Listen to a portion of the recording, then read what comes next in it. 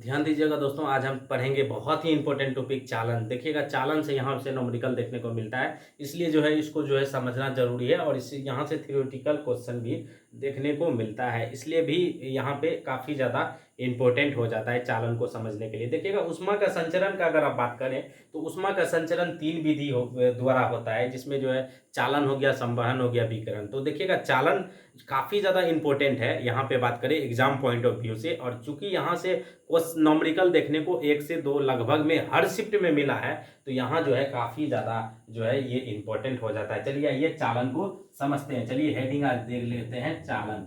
चालन देखिएगा, जो ऊष्मा का संचरण जो है ठोस में अगर आप बात करें तो ऊष्मा का संचरण अगर आप ठोस में होगा तो किसके द्वारा होगा? ठोस का अगर आप बात करिएगा तो ऊष्मा का संचरण ठोस में किसके द्वारा होगा? चालन के द्वारा होगा। ऊष्मा का संचरण ठोस में किसके द्वारा होगा? चालन के द्वारा होगा। याद रखिएगा, ऊष्मा का संचरण जब भी होगा ठोस ऊष्मा का संचरण अगर आप बात करें ठोस में होगा, किसके द्वारा होगा? चालन के द्वारा होगा। अगर यहां से बात करें तो चालन के द्वारा कैसा होगा? ठोस वस्तु वैसा होना चाहिए, स्थिर होना चाहिए। ठोस वस्तु आप समझिएगा, माध्यम जो है यहाँ पे फिक्स होना चाहिए। यहाँ पे अगर आप करिएगा तो इसको आप कर लीजिए, फिक्स होना चाहिए, या फिर क्या होना चाहिए? स्थिर होना चाहिए। क्या होना चाहिए? स्थिर होना चाहिए। अगर आप ठोस वस्तु में जो है ऊष्मा का संचरण हो रहा है, ठोस वस्तु में अगर ऊष्मा का संचरण हो रहा है तो देखिएगा, ठोस वस्तु में अगर हो रहा है तो देखिएगा ठोस में धातु अधातु दोनों आ जाता है। याद रखिएगा, लिखते चलिएगा पॉइंट। यहाँ पे बात करें तो यहाँ पे लिखते हैं मेटल।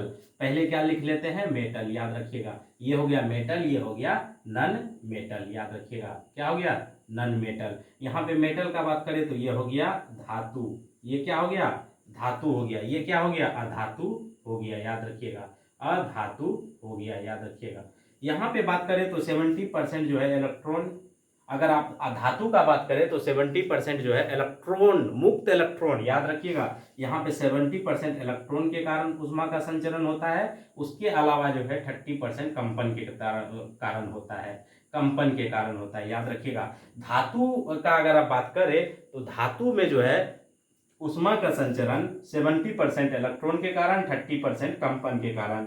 उसके अलावा आते हैं नन धातु में। नन धातु में देखिएगा फ्री इलेक्ट्रॉन नहीं होता। इसमें जो अधातु होता है नन मेटल में, इसमें जो है फ्री इलेक्ट्रॉन नहीं होता, जिसके कारण जो है 100% जो है ऊष्मा का संचरण किसके द्वारा होता है? 100% ऊष्मा का संचरण किसके द्वारा होता है? कंपन के द्वारा होता है। ये चीज को समझ लीजिएगा, ठीक है। ये पॉइंट आप समझिए, आगे देखिएगा काम देगा।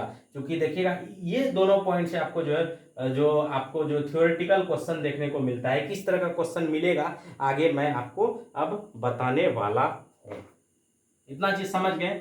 अगर फटाफट कर लेते हैं। देखिएगा, चालन, ऊष्मा का संचरण चालन ठोस वस्तु में होगा, ठोस वस्तु में होगा, ठोस वस्तु। उसके अलावा देखिए, ठोस में होगा तो मेटल और नन मेटल दोनों हो गया, धातु और धातु दोनों हो गया। धातु का बात करें तो 70% इलेक्ट्रॉन प्लस 30% कंपन के द्वारा। उसके अलावा नन मेटल में, धातु में बात करें तो 100% कंपन के द्वारा होता है। अगर आपसे पूछे माध्यम कैसा होना चाहिए तो देखिएगा, चालन ऊष्मा का संचरण अगर होगा तो देखिएगा माध्यम फिक्स होना चाहिए। ठीक है, समझ गए होंगे। चलिए अब चलते हैं आगे, अगला जो है टॉपिक के तरफ। याद रखिएगा, फटाफट चलते हैं, इसी को हम आगे बढ़ाते हैं। देखिएगा, आप देखिएगा, मैंने एक वस्तु ले रखा है, समझिएगा। ये लीजिए, मैंने ये वस्तु ले रखा है, ठीक है। समझिएगा, ये मैंने ठोस वस्तु ले रखा है, ठीक है। ठोस वस्तु मैंने ले रखा है। तो यहाँ पे बात करें तो देखिएगा, ये मैं कर देता हूं ऊपर में एरिया। ये क्या कर दिया? एरिया कर दिया। और इसको कर दिया मैं एरिया, ए से दिखा दिया। और नीचे कर देता हूं मैं डी एक्स। डी एक्स क्या हो गया मेरा? ये जो है इसका मोटाई हो जाता है। और यहाँ पे कर देते हैं Q1। Q1 मतलब ये टेम्परेचर, उसके अलावा जो है Q2 जो है टेम्परेचर 2। यानी कि देखिएगा, ठोस वस्तु में हम जो है ऊष्मा का संचरण करा रहे हैं, ठोस वस्तु का ऊष्मा का संचरण करा रहे हैं। तो देखिएगा, यहाँ का जो टेम्परेचर कुछ और होगा, यहाँ का टेम्परेचर कुछ और होगा। जब इधर का टेम्परेचर आएगा तो ये टेम्परेचर क्या हो जाएगा दोस्तों? कुछ और हो जाएगा। ये टेम्परेचर क्या होगा? कुछ और हो जाएगा। ये ऊपर का एरिया दिखा रहा है, नीचे क्या हो जाएगा? ये डी एक्स हो गया, इसका क्या हो गया? मोटाई हो गया। तो यहाँ से जो है इसका जो मैथमेटिकल फार्मूला निकल के आता है, ये निकल के आता है Q इज इक्वल टू के उसके अलावा जो है एरिया, उसका डेल टी बाय क्या, बाय क्या हो जाता है डी एक्स, बाय क्या हो जाता है डी एक्स। ये चीज नोट डाउन कर लीजिए, ये चीज नोट डाउन कर लीजिए। क्यू इज इक्वल टू क्या हो गया के, उसके अलावा बात करें area del T by D X. यहां से नोमरिकल आपको देखने को मिलता है। नोमरिकल के जाने से पहले फटाफट कुछ चीज कर लेते हैं। के जो हो गया, के जो हो गया उष्मीय चालकता हो गया, के क्या हो गया उष्मीय चालकता हो गया, याद रखिएगा उष्मीय चालकता हो गया। उसके अलावा देखिएगा ए का बात करें तो ये एरिया हो गया, क्या हो गया ठोस का एरिया, ये क्या हो गया ठोस का एरिया, जहां से हम उष्मा का संचरण करा रहे हैं दोस्तों, ये ठोस का एरिया हो गया मेरा, याद रखिएगा ठोस का एरिया हो गया। उसके अलावा डेल टी का बात करें तो जो ठोस में तापमान का अंतर, ठोस में तापमान का अंतर क्या होगा, ठोस में तापमान का अंतर, यानी कि Q2 इधर से किए और बाहर निकला, Q1 इधर से किए और बाहर जो निकला मेरा Q2 निकला। ठीक है, समझ गए होंगे। और यहां पे करते हैं dx, dx हो गया ठोस का मोटाई, याद रखिएगा dx क्या हो गया ठोस का मोटाई। ये चीज आप समझ गए होंगे, फटाफट लिख लीजिए। ये जो है कॉन्सेप्ट है और इसी से आपको न्यूमेरिकल देखने को मिलता है। यहां से अब एक पॉइंट यहाँ पे उष्मीय चालकता के बारे में फटाफट लिख लेते हैं। देखिएगा उष्मीय चालकता का अगर आपसे यूनिट पूछे, उष्मीय चालकता का आपसे अगर यूनिट पूछे तो आप निकाल के चल सकते हैं। उष्मीय चालकता का फटाफट आप यूनिट लिख लीजिए। के इज इक्वल टू हो जाता है आपका वाट, के इज इक्वल टू क्या हो गया वाट। उसके अलावा बात करें तो ये हो जाता है मीटर, मीटर बाय केल्विन। अगर आप इसको ऐसो भी तोड़ेंगे तो ये निकल के आ जाएगा, देख लीजिए क्या हो गया Q है तो हमको K निकालना है, तो Q है, Q हो गया, ये हो गया इंटू डी एक्स, कर देते हैं dx। और यहाँ पे क्या हो गया एरिया, एरिया हो गया।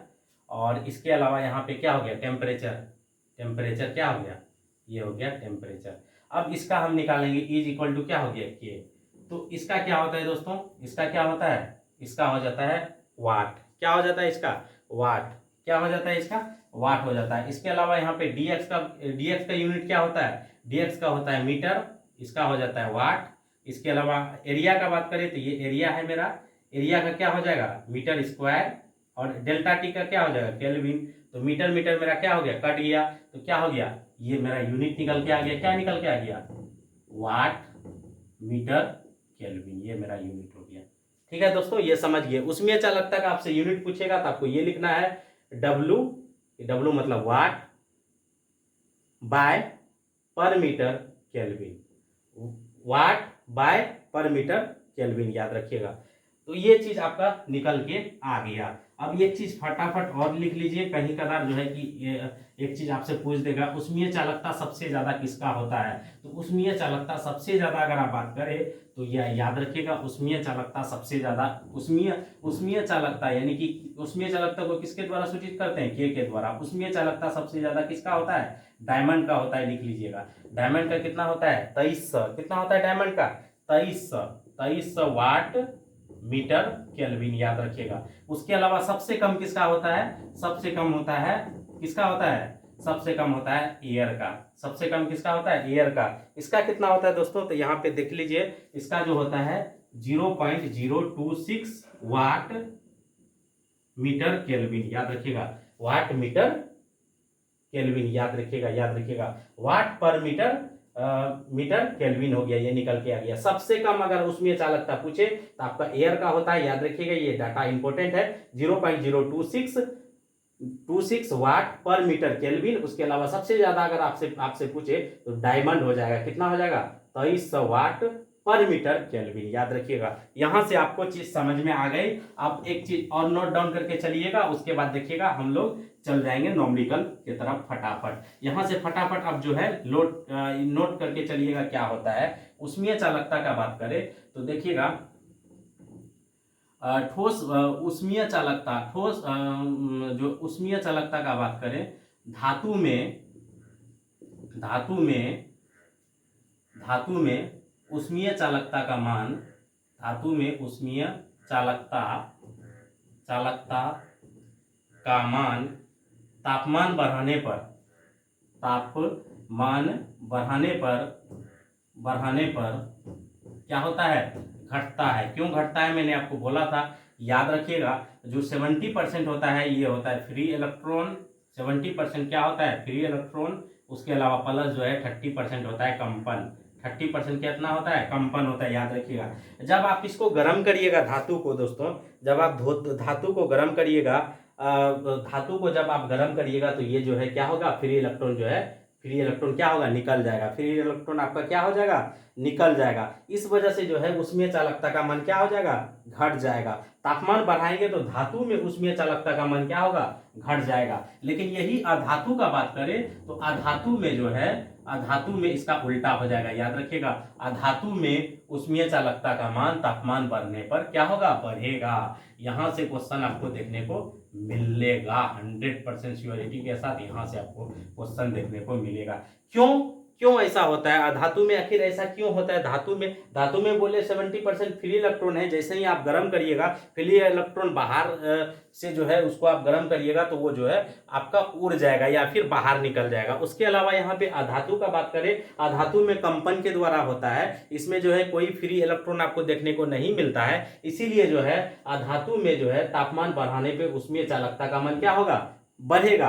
लेकिन धातु में उष्मीय चालकता का मान क्या होगा तापमान बढ़ाने पर क्या होगा घटेगा। क्यों फ्री इलेक्ट्रॉन के कारण, 70% फ्री इलेक्ट्रॉन के कारण जो है ऐसा होता है। आई होप ये कॉन्सेप्ट आप सीखे होंगे और यहाँ से जो है आगे हम लोग चलेंगे अगला क्लास में और आपको मैं दिखाऊंगा जो है प्रीवियस ईयर में जो है न्यूमेरिकल किस तरह से पूछे गए और उसको भी सॉल्व करेंगे। और आप लोग जो है इसी तरह बने रहिए ताकि जो है आगे आपको जो है यूं ही हेल्प मिलता रहे। आई होप आपको जो है यहाँ से कुछ ना कुछ सीखने को मिला होगा। Bye bye, take care, have a nice day.